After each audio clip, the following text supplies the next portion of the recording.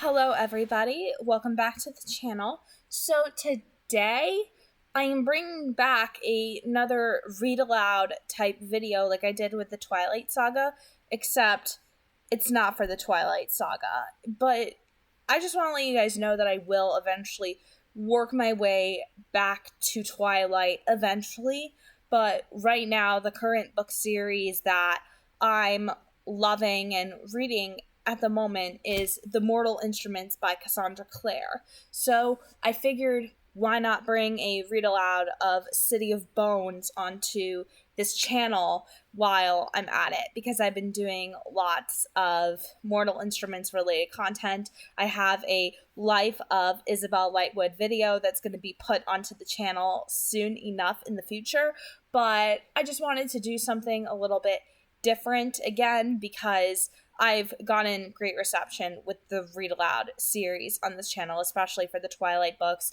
People seem to really like it. They love the fact that it feels like a book club and that I include a discussion at the end of each video to open up dialogue about what I like about the chapter, what I don't like about it. And I want to do that with the Mortal Instruments because the Mortal Instruments is so interesting to me, and the way how it was developed and the way how Cassie writes for the characters and the way how she created them is just incredible to me. So today I'm going to be starting City of Bones. Now, keep in mind, I've already read quite a bit ahead. I'm actually on chapter 6 at the moment of reading this book, but I figured, you know what, go back and reread some of the chapters and see how quickly I can catch up until I finally reach chapter 6. So before we begin the reading of the Mortal Instruments City of Bones, I just have to make the quick disclaimer like I always do, telling you guys that I do not own any of the text being presented here, and I'm not trying to present any of the text as my own. It's all simply done for entertainment purposes, and everything is in fair use. And of course, the author who owns all the rights is Cassandra Clare. All of the rights go to her. So we are going to begin with the very first chapter, which is called Pandemonium. But before we do, I just have to read some of the quotations that are here at the beginning, because the very first quotation that we have to open up the book is from Julius Caesar. And it says this: "I have not slept. Between the acting of a dreadful thing and the first motion, all the interim is like a phantasma or a hideous dream. The genius and the mortal instruments are then in council, and the state of man, like to a little kingdom, suffers then the nature of an insurrection." William Shakespeare, Julius Caesar. And then part 1 is called The Dark Descent, and there's a quote from John Milton from Paradise Lost, which says, "I sung of chaos and ethereal night, taught by the heavenly muse to venture down the dark descent and up to reascend." John Milton, Paradise Lost. Now let's begin with chapter 1, Pandemonium. "You've got to be kidding me," the bouncer said, folding his arms across his massive chest. He stared down at the boy in the red zip-up jacket and shook his shaved head. "You can't bring that thing in here." The 50 or so teenagers in line outside the Pandemonium Club leaned forward to eavesdrop. It was a long wait to get into the all-ages club, especially on a Sunday, and not much generally happened in line. The bouncers were fierce and would come down instantly on anyone who looked like they were going to start trouble. 15-year-old Clary Frey, standing in line with her best friend Simon, leaned forward along with everyone else, hoping for some excitement. "Aw, come on!" The kid hoisted the thing up over his head. It looked like a wooden beam, pointed at one end. "It's part of my costume." The bouncer raised an eyebrow. "Which is what?" The boy grinned. He was normal enough looking, Clary thought, for Pandemonium. He had electric blue-dyed hair that stuck up around his head like the tentacles of a startled octopus, but no elaborate facial tattoos or big metal bars through his ears or lips. I'm a vampire hunter." He pushed down on the wooden thing. It bent as easily as a blade of grass bending sideways. "It's fake, foam rubber. See?" The boy's wide eyes were way too bright a green, Clary noticed. The color of antifreeze. Spring grass. Colored contact lenses, probably. The bouncer shrugged, abruptly bored. Whatever. Go on in. The boy slid past him, quick as an eel. Clary liked the lilt to his shoulders, the way he tossed his hair as he went. There was a word for him that her mother would have used. Insouciant. You thought he was cute, said Simon, sounding resigned. Didn't you? Clary dug her elbow into his ribs, but didn't answer. Inside, the club was full of dry ice smoke. Colored lights played over the dance floor, turning it into a multicolored fairyland of blues and acid greens, hot pinks and golds. The boy in the red jacket stroked the long, razor-sharp blade in his hands, an idle smile playing over his lips. It had been so easy. A little bit of a glamour on the blade to make it look harmless. Another glamour on his eyes, and the moment the bouncer had looked straight at him, he was in. Of course, he could probably have gone by without all that trouble, but it was part of the fun, fooling the Mundies, doing it all out in the open, right in front of them, getting off on the blank looks on their sheep-like faces. Not that the humans didn't have their uses. The boy's green eyes scanned the dance floor, where slender limbs clad in scraps of silk and black leather appeared and disappeared inside the revolving columns of smoke as the Mundies danced. Girls tossed their long hair, boys swung their leather-clad hips, and bare skin glittered with sweat. Vitality just poured off them, waves of energy that filled him with a drunken dizziness. His lip curled. They didn't know how lucky they were. They didn't know what it was like to eke out life in a dead world, where the sun hung limp in the sky like a burned cinder. Their lives burned as brightly as candle flames, and were as easy to snuff out. His hand tightened on the blade he carried, and he had begun to step out onto the dance floor when the girl broke away from the mass of dancers and began walking toward him. He stared at her. She was beautiful. For a human, long hair nearly the precise color of black ink, charcoaled eyes, floor-length white gown, the kind women used to wear when this world was younger. Lace sleeves belled out around her slim arms. Around her neck was a thick silver chain, on which hung a dark red pendant the size of a baby's fist. He only had to narrow his eyes to know that it was real. Real and precious. His mouth started to water as she neared him. Vital energy pulsed from her like blood from an open wound. She smiled, passing him, beckoning with her eyes. He turned to follow her, tasting the phantom sizzle of her death on his lips. It was always easy. He could already feel the power of her evaporating life coursing through his veins like fire. Humans were so stupid. They had something so precious, and they barely safeguarded it at all. They threw away their lives for money, for packets of powder, for a stranger's charming smile. The girl was a pale ghost retreating through the colored smoke. She reached the wall and turned, bunching her skirt up in her hands, lifting it as she grinned at him. Under the skirt, she was wearing thigh-high boots. He sauntered up to her, his skin prickling with her nearness. Up close, she wasn't so perfect. He could see the mascara smudged under her eyes, the sweat sticking her hair to her neck. He could smell her mortality, the sweet rot of corruption.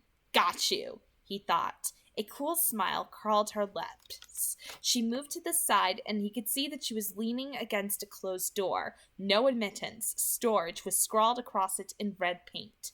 She reached behind her for the knob, turned it, slid inside. He caught a glimpse of stacked boxes, tangled wiring, a storage room. He glanced behind him. No one was looking. So much the better if she wanted privacy. He slipped into the room after her, unaware that he was being followed.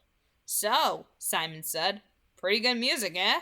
Clary didn't reply. They were dancing, or what passed for it, a lot of swaying back and forth with occasional lunges toward the floor as if one of them had dropped a contact lens. In a space between a group of teenage boys in metallic corsets and a young Asian couple who were making out passionately, their colored hair extensions tangled together like vines. A boy with a lip piercing and a teddy bear backpack was handing out free tablets of herbal ecstasy, his parachute pants flapping in the breeze from the wind machine. Clary wasn't paying much attention to their immediate surroundings. Her eyes were on the blue-haired boy who'd talked his way into the club. He was prowling through the crowd as if he were looking for something. There was something about the way he moved that reminded her of something. I, for one, Simon went on, I am enjoying myself immensely. This seemed unlikely. Simon, as always, stuck out at the club like a sore thumb, in jeans and an old t-shirt that said "Made in Brooklyn" across the front. His freshly scrubbed hair was dark brown instead of green or pink, and his glasses perched crookedly on the end of his nose. He looked less as if he were contemplating the powers of darkness, and more as if he were on his way to chess club. Mm-hmm. Clary knew perfectly well that he came to Pandemonium with her only because she liked it, that he thought it was boring. She wasn't even sure why it was that she liked it. The clothes, the music made it feel like a dream, someone else's life, not her boring real life at all. But she was always too shy to talk to anyone but Simon.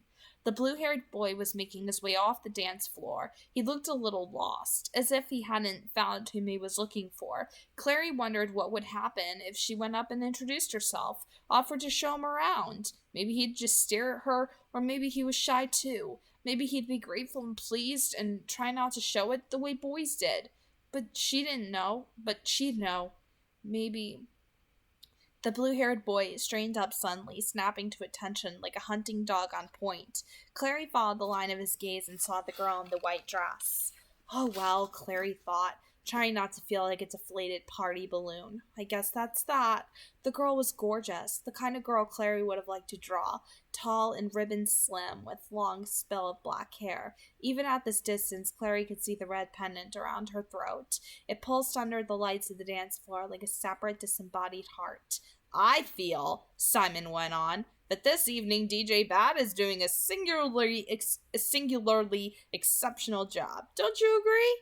Clary rolled her eyes and didn't answer. Simon hated trance music. Her attention was on the girl in the white dress. Through the darkness, smoke, and artificial fog, her pale dress shone out like a beacon. No wonder the blue-haired boy was following her as if he were under a spell, too distracted to notice anything else around him. Even the two dark shapes hard on his heels, weaving after him through the crowd. Clary slowed her dancing and stared. She could just make out the shapes were boys, tall and wearing black clothes. She couldn't have said how she knew that they were following the other boy, but she did. She could see it in the way they paced him, their careful watchfulness, the slinking grace of their movements. A small flower of apprehension began to open inside her chest.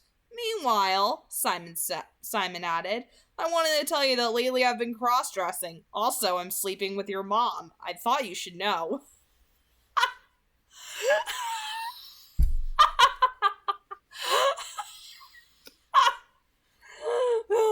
Okay.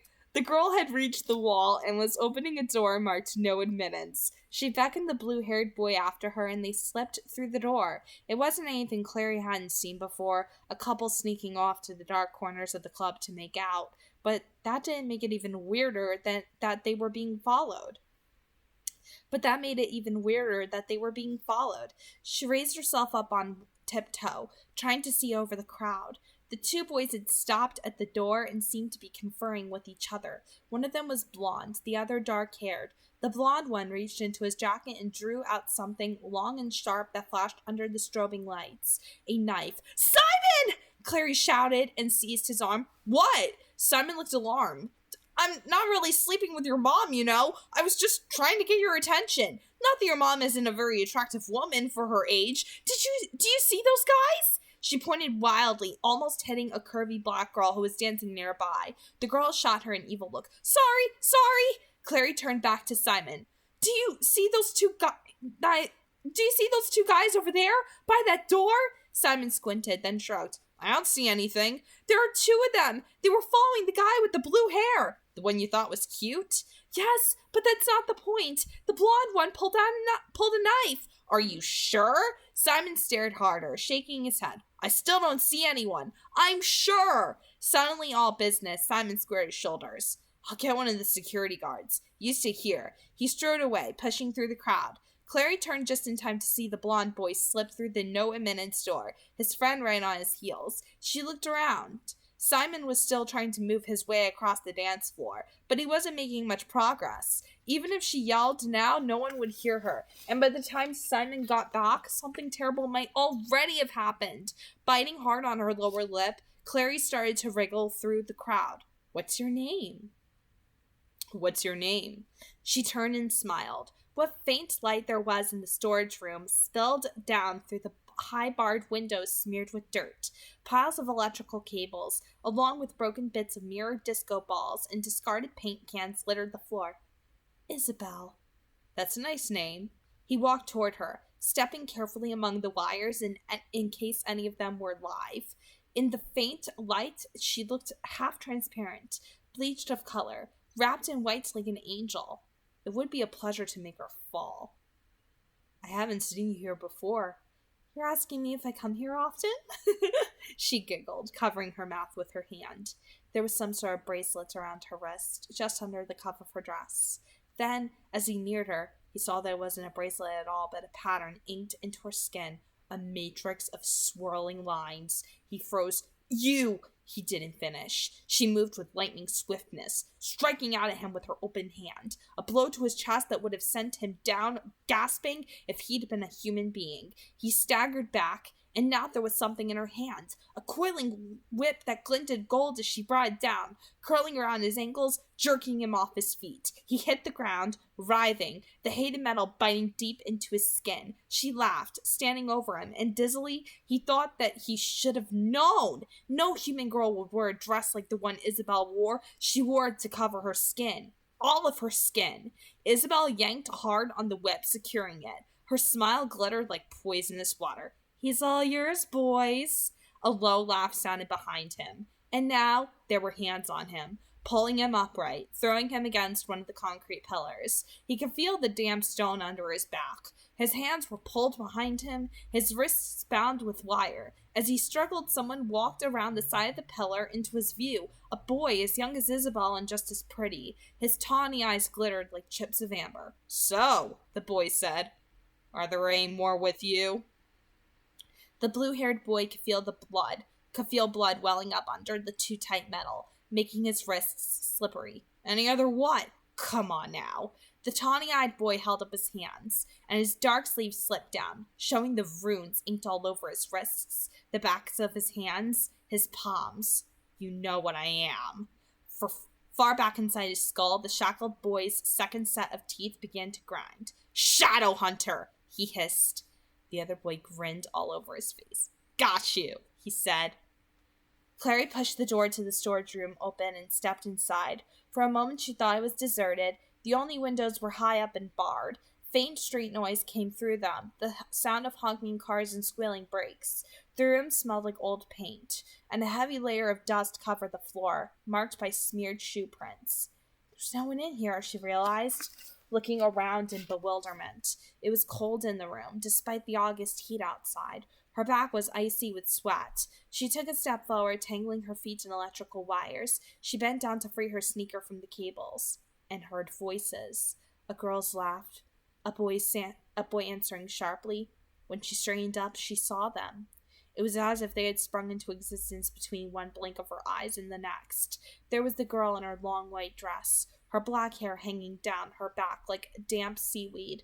The two boys were with her, the tall one with black hair like hers, and the smaller, fair one, whose hair gleamed like brass in the dim light coming through the windows high above. The fair boy was standing with his hands in his pockets, facing the punk kid, who was tied to a pillar with what looked like piano wire, his hands stretched behind him, his legs bound at the ankles. His face was pulled tight with pain and fear. Heart hammering in her chest, Clary ducked behind the nearest concrete pillar and peered around it. She watched as the fair-haired boy paced back and forth, his arms now crossed over his chest. So, he said, you still haven't told me if there are any other of your kind with you. Your kind? Clary wondered what he was talking about. Maybe she'd stumbled into some kind of gang war. I don't know what you're talking about. The blue-haired boy's tone was pained but surly. He means other demons, said the dark-haired boy, speaking for the first time. You do know what a demon is, don't you? The boy tied to the pillar turned his face away, his mouth working. Demons, drawled the blonde boy, tracing the word on the air with his finger. Religiously divined as hell's denizens, the servants of Satan, but understood here, for the purposes of the clave, to be any malevolent spirit whose origin is outside our own home dimension. That's enough, Jace. said the girl. Isabel's right, agreed the taller boy. Nobody here needs a lesson in semantics or demonology. They're crazy, Clary thought. Actually crazy. Jace raised his head and smiled. There was something fierce about the gesture, something that reminded Clary of documentaries she'd watched about lions on the Discovery Channel, the way the big cats would raise their heads and sniff the air for prey. Isabel and Alec think I talk too much, he said confidently. Do you think I talk too much? The blue-haired boy didn't reply. His mouth was still working. I could give you information, he said. I know where Valentine is. Jace glanced back at Alec, who shrugged. Valentine's in the ground, Jace said. The thing's just toying with us. Isabel tossed her hair. Kill it, Jace, she said. It's not going to tell us anything. Jace raised his hand, and Clary saw a dim light spark off the knife he was holding. It was oddly translucent, the blade clear as crystal, sharp as a shard of glass. The hilt set with red stones. The bad boy gasped. Valentine is back, he protested, dragging at the bonds that held his hands behind his back. All the infernal worlds know it. I know it. I can tell you where he is. Rage flared suddenly in Jace's icy eyes. By the angel, every time we capture one of you bastards, you claim you know where Valentine is. Well, we know where he is too. He's in hell. And you... Jace turned the knife in his grasp, the edge sparking like a line of fire. You can join him there. Clary could take no more. She stepped out from behind the pillar. Stop! She cried. You can't do this! Jace whirled, so startled that the knife flew from his hand and clattered against the concrete floor. Isabel and Alec turned along with him, wearing identical expressions of astonishment. The blue-haired boy hung in his bonds, stunned and gaping. It was Alec who spoke first. What's this? He demanded, looking from Clary to his companions, as if they might know what she was doing there. It's a girl, Jace said, recovering his composure. Surely you've seen girls before, Alec. Your sister Isabel is one. He took a step closer to Clary, squinting as if he couldn't quite believe what he was seeing. A Mundy girl, he said half to himself. And she can see us. Of course I can see you, Clary said. I'm not blind, you know. Oh, but you are, said Jace, bending to pick up his knife. You just don't know it. He straightened up. You'd better get out of here, if you know what's good for you. I'm not going anywhere, Clary said. If I do, you'll kill him. She pointed at the boy with the blue hair. That's true, admitted Jace, twirling the knife between his fingers. What do you care if I kill him or not? Because, Clary spluttered, you can't just go around killing people. You're right, said Jace. You can't go around killing people. He pointed at the boy with blue hair, whose eyes were slitted. Clary wondered if he'd fainted. That's not a person, little girl. It may look like a person and talk like a person and maybe even bleed like a person, but it's a monster. Jace, said Isabel warningly, that's enough. You're crazy, Clary said, backing away from him. I've called the police. You know, they'll be here any second. She's lying, said Alec, but there was doubt on his face. Jace, do you? He never got to finish his sentence. At that moment, the blue-haired boy, with a high, yowling cry, tore free of the restraints binding him to the pillar and flung himself on Jace. They fell to the ground and rolled together, the blue-haired boy tearing at Jace with hands that glittered as if tipped with metal. Clary backed up, wanting to run, but her feet caught on a loop of wiring and she went down, knocking the breath out of her chest. She could hear Isabel shrieking. Rolling over, Clary saw the blue-haired boy sitting on Jace's chest. Blood gleamed at the tip of his razor-like claws. Isabel and Alec were running toward them, Isabel brandishing a whip in her hand. The blue-haired boy slashed at Jace with claws extended. Jace threw an arm up to protect himself, and the claws raked it, splattering blood. The blue-haired boy lunged again, and Isabel's whip came down across his back. He shrieked and fell to the side. Swift as a flick of Isabel's whip, Jace rolled over. There was a blade gleaming in his hand. He sank the knife into the blue-haired boy's chest. Blackish liquid exploded around the hilt. The boy arched off the floor, gurgling and twisting. With a grimace, Jace stood up. His black shirt was blacker now in some places, wet with blood. He looked down at the twitching form at his feet, reached down and yanked out the knife. The hilt was slick with black fluid. The blue-haired boy's eyes flickered open. His eyes fixed on Jace seemed to burn. Between his teeth, he hissed, "So be it. The Forsaken will take you all." Jace seemed to snarl. The boy's eyes rolled back. His body began to jerk and twitch as he crumpled, folding in on himself, growing smaller and smaller until he vanished entirely. Clary scrambled to her feet, kicking free of the electrical wiring.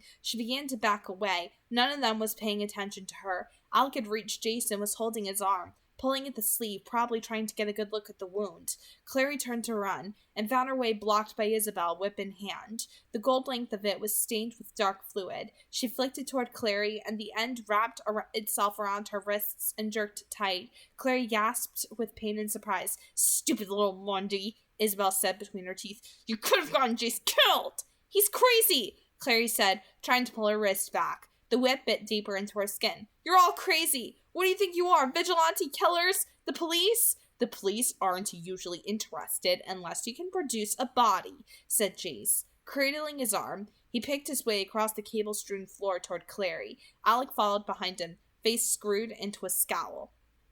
Clary glanced at the spot where the boy had disappeared from and said nothing. There wasn't even a smear of blood there, nothing to show that the boy had ever existed. "They return to their home dimensions when they die," said Jace. "In case you were wondering." "Jace!" Alec hissed. "Be careful!" Jace drew his arm away. A ghoulish freckling of blood marked his face. He still reminded her of a lion, with his wide-spaced, light-colored eyes and that tawny gold hair. "She can see us, Alec," he said. "She already knows too much." "So what do you want me to do with her?" Isabel demanded. "Let her go," Jace said quietly. Isabel shot him a surprised, almost angry look, but didn't argue. The whip slithered away, freeing Clary's arm. She rubbed her sore wrist, and wondered how the hell she was going to get out of there. "Maybe we should bring her back with us," Alex said. "I bet Hodge would like to talk to her." "No way are we bringing her to the Institute," said Isabel. "She's a Mundy." "Or is she?" said Jace softly. His quiet tone was worse than Isabel snapping or Alex's anger. "Have you had dealings with demons, little girl? Walked with warlocks? Talked with the night children? Have you—" "My name is not Little Girl," Clary interrupted, "and I have no idea what you're talking about." "Don't you?" said a voice in the back of her head. "You saw that boy vanish into thin air. Jace isn't crazy. You just wish he was. I don't believe in demons or whatever you—" "Clary?" It was Simon's voice. She whirled around. He was standing by the storage room door. One of the burly bouncers who'd been stamping hands at the front door was next to him. "Are you okay?" He peered at her through the gloom. "Why are you in here by yourself? What happened to the guys? You know, the ones with the knives?" Clary stared at him, then looked behind her where Jace, Isabel, and Alex stood. Jace still in his bloody shirt with the knife in his hand. He grinned at her and dropped a half-apologetic, half-mocking shrug. Clearly he wasn't surprised that neither Simon nor the bouncer could see them. Somehow neither was Clary. Slowly she turned back to Simon, knowing how she must look to him, standing alone in a damp storage room, her feet tangled in bright plastic wiring cables. "I thought they went in here," she said lamely, "but I guess they didn't. I'm sorry." She glanced from Simon, whose expression was changing from worried to embarrassed, to the bouncer who just looked annoyed. "It was a mistake." From behind her, Isabel giggled.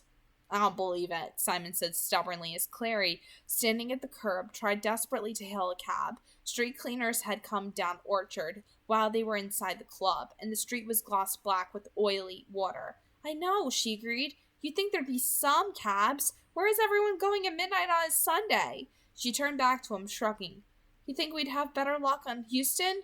"Not the cabs," Simon said. I don't believe you. I don't believe those guys with the knives just disappeared." Clary sighed. "Maybe there weren't any guys with knives, Simon. Maybe I just imagined the whole thing." "No way." Simon raised his hand over his head, but the oncoming taxis whizzed by him, spraying dirty water. "I saw your face when I came into that storage room. You looked seriously freaked out, like you'd seen a ghost." Clary thought of Jace with his lion cat eyes. She glanced down at her wrist, braceleted by a thin red line where Isabel's whip had curled. "No, not a ghost," she thought. "Something even weirder than that. It was just a mistake," she said wearily. She wondered why she wasn't telling him the truth, except, of course, that he'd think she was crazy. And there was something about what had happened, something about the black blood bubbling around Jace's knife, something about his voice when he'd said, "Have you talked with the night children?" that she wanted to keep to herself. "Well, it was a hell of an embarrassing mistake," Simon said. He glanced back at the club, where a thin line still snaked out the door and halfway down the block. I doubt they'll ever let us back into Pandemonium. What do you care? You hate Pandemonium! Clary raised her hand again as a yellow shape sped toward them through the fog. This time, though, the taxi screeched to a halt at their corner, the driver laying into his horn as if he needed to get their attention. Finally, we get lucky. Simon yanked the taxi door open and slid into the plastic-covered back seat. Clary followed, inhaling the familiar New York cab smell of old cigarette smoke, leather, and hairspray. "We're going to Brooklyn," Simon said to the cabbie, and then he turned to Clary. "Look, you know you can tell me anything, right?" Clary hesitated a moment, then nodded. "Sure, Simon," she said. "I know I can." She slammed the cab door shut behind her, and the taxi took off into the night. Okay, so obviously with chapter 1, this begins like the whole introduction to the shadow world. We see the perspective of somebody who is a demon who loves the idea of hunting mundanes for sport. Like, he even says mundanes are so stupid. And to a point, if you really think about us as human beings, the mundanes of this entire freaking world, especially since we live in the mundane world, right? Like, us as human beings, like, what is it about us? We find comfort in things that are predictable. We definitely can be too trusting from time to time, and we can be oblivious of the things that are right in front of us, especially if we don't like the idea of like seeing somebody with like a different point of view from us.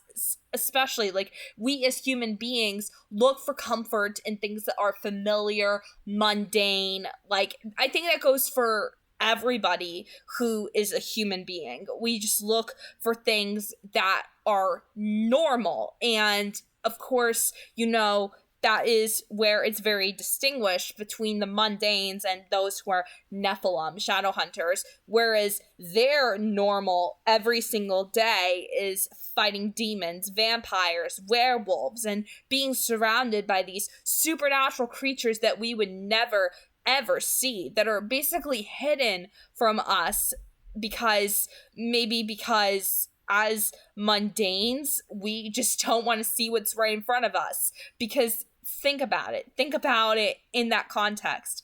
As human beings, like we have so much obliviousness to us, and I think that's just part of human nature. I think that that's part of us, you know, not liking to be confronted by the truth. And, you know, oftentimes the truth or whatever, it makes us uncomfortable. We don't like anything that makes us uncomfortable. We seek comfort in things that are familiar to us, like I said. And, of course, you know, when Clary sees that demon and she sees Jace, Izzy, and Alec, you know, for the first time, it's her first glimpse into something that is completely not mundane at all whatsoever. And she is clearly not ready to handle this at all whatsoever, considering the fact that she was trying to stand up for a demon, of all things, you know, like, she has like this sense of justice, this idealism that comes with being a mundane, that comes with being human, like believing in idealism, believing in things that are ideal.